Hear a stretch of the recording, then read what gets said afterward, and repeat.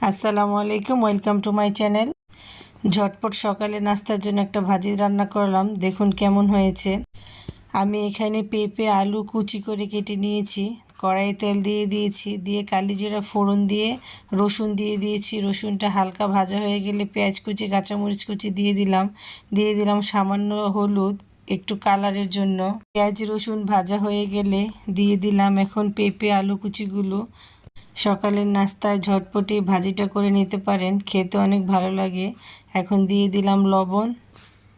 লবণ দিয়ে ভালোভাবে নেড়েচেড়ে আমি ঢাকনা দিয়ে দিব সিদ্ধ হওয়া পর্যন্ত। দেখুন আমার ভাজি থেকে কতটা পানি উঠেছে। এখন আমি পানিটা শুকিয়ে নিব। আমার ভিডিওটি যদি ভালো লাগে প্লিজ আমার চ্যানেলটা সাবস্ক্রাইব করে দিবেন, লাইক কমেন্ট ও শেয়ার করে দিবেন। পাশে থাকা বেল আইকনটি ক্লিক করে দিবেন যাতে আমি ভিডিও দেওয়ার সাথে সাথে আপনাদের কাছে নোটিফিকেশান চলে যায়। এই তো আমি এখানে ধনিয়া পাতা দিয়ে দিলাম, এখন আরেকটু শুকিয়ে নিব। এই তো আমার ভাজি থেকে তেল ছেড়ে দিয়েছে, দেখুন ভাজিটা দেখতে কত সুন্দর হয়েছে, খেতেও অনেক মজা হয়েছে। এইভাবে সকালের জন্য ভাজি রেসিপিটি ট্রাই করে দেখতে পারেন, খুব মজা হয় খেতে।